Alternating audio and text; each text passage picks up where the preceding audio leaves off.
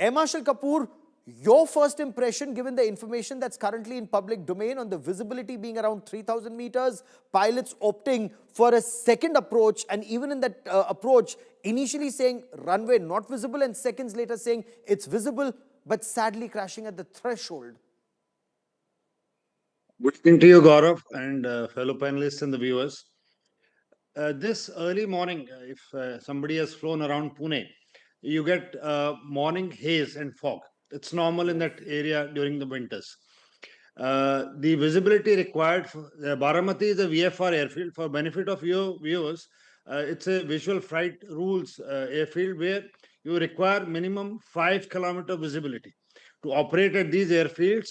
There is no aid here. It means there is no ILS, there is no VORDME, there is no NDB, there is no RNAV, nothing, no aid to the pilot with regards to instruments is available for landing. It's only visual. So it's line of sight flying, no Yes, instruments to it guide is, you, no instruments to help you land. yes, it is total visual flying. So now when the aircraft typically comes in to land at a VFR airfield, the ATC asks the pilot, is the runway in sight? That is the normal condition, and then only is he clear to make an approach and landing. So in this case, what I gather from your channel and what I have seen and read, the pilots did commit that the runway is in sight and they were clear to make an approach. Now, informally, I read somewhere that the visibility was much lower than 3 kilometers. Now, it is not that the ATC, which has reported 3 kilometers, they are at a fault or something.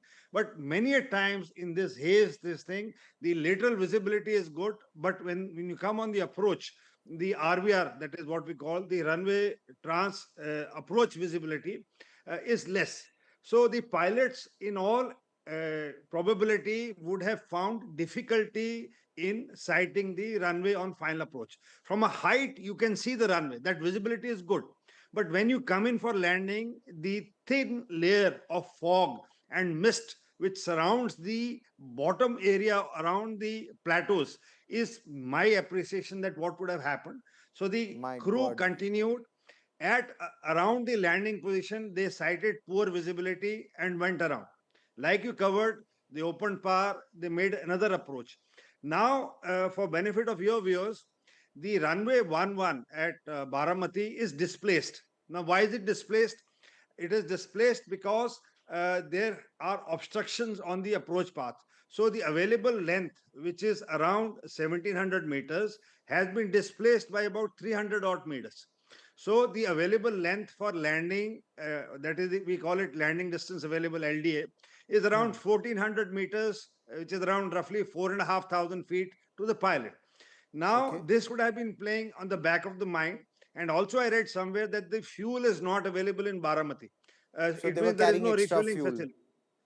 So he has to have the fuel in the aeroplane for the return leg also. So the aircraft would be heavier because it is having fuel for the return journey also. So coupled with a missed approach, coupled with a reduced runway length, and the added pressure of having a VIP on board also plays on the mind of the pilot. It happened during General Rawat's crash. Yes, that was terrible. Yes. So that was a CFIT, but a control flight into terrain. Yes, but I'll come to but, that in just a moment. Okay, go on. Complete your point, sir.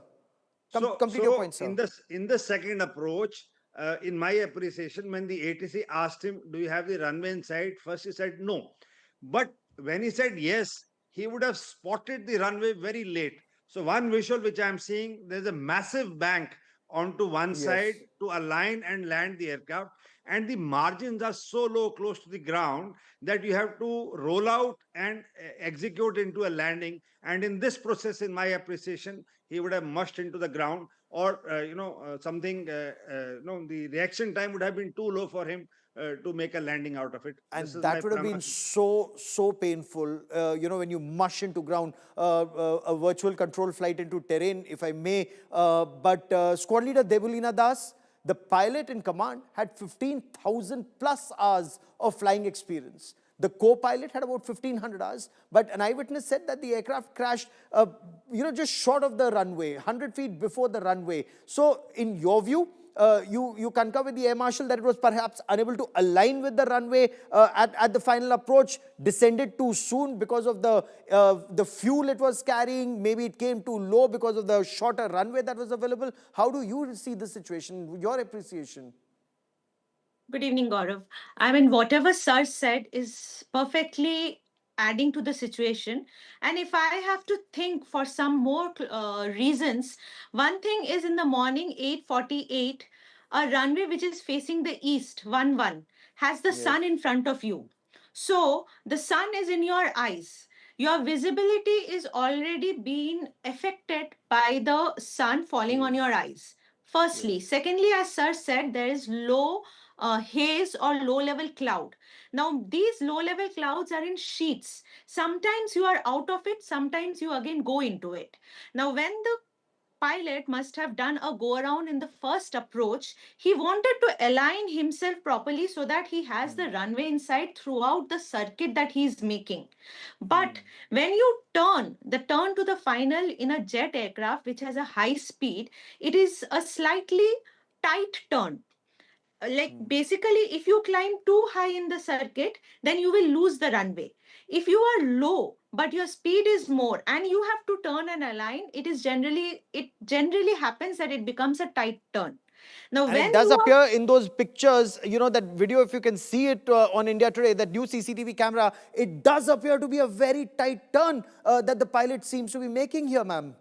Yes, so if it is a tight turn with the captain on the left side doing a left tight turn, it is very difficult for him to be able to gauge the distance vertically with the runway when there is shifting fog or there are layers of fog. Yes. So at a moment he lost it, the next moment he might have seen it. But we don't know whether the next moment again he was not able to see it because he couldn't give the call to land. And And then there also, was no time, because this is a yeah, time that he you're was very so low close. that, He was maybe the speed was more. He was in a tight turn. And then, if I could add, if Sir agrees with me, there is a concept of stall. Stall is yes. that the aircraft loses its controllability. If the speed is more and you are in a turn, generally aircraft stall at a very low speed. If the speed is reducing, and then the aircraft stalls, means it loses its So does a control. Learjet, does this aircraft give a stall warning, on instruments, or this aircraft doesn't? Larger Boeings and Airbus, it does No, give a stall warning.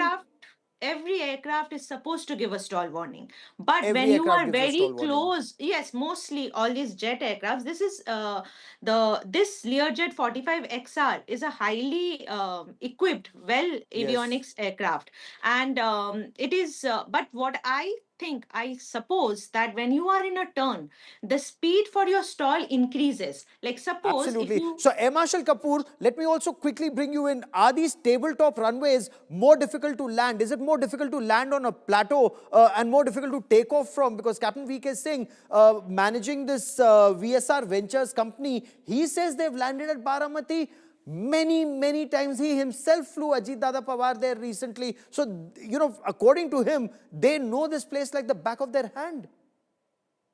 Tabletop runways are good if everything is good.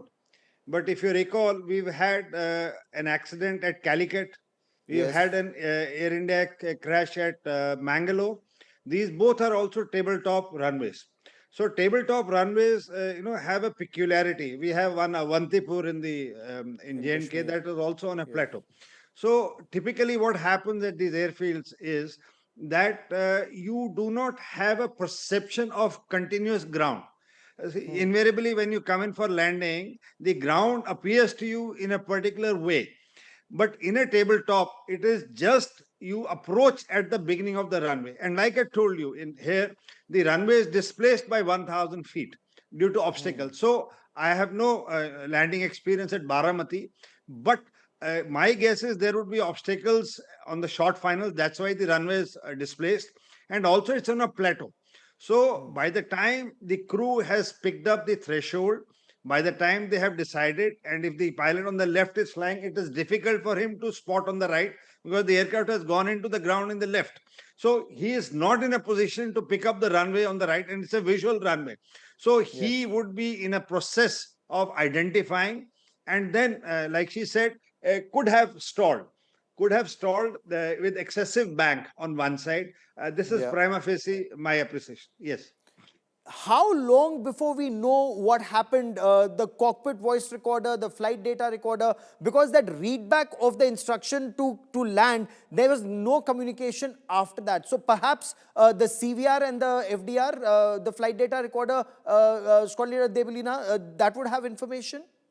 Definitely, that will definitely have information. We will be able to get all information once the investigation takes its first steps. The decoding of the CVR, the FDR will give what were the parameters, even if it has stalled, not stalled, if there was any technical problem at the last moment, if the engine has had some problem, if the flight controls have had some problem, or if there was a conversation between the crew inside the cockpit, whatever they Right. faced will be available. Sir, you've carried out multiple investigations as Director General Flight Safety and Inspections. How long before the picture emerges? How long does it take to decode what's in the cockpit voice recorder and the flight data recorder? How does this investigation proceed from this point? The AIB team, as you just mentioned, would have arrived. So they immediately look for FDR and CVR, the two things that are essential, which are pulled out of the aeroplane. I don't know where is the milking setup for this aircraft. Is it in India? Is it abroad? So these are packed and sent to that agency for decoding the whole thing.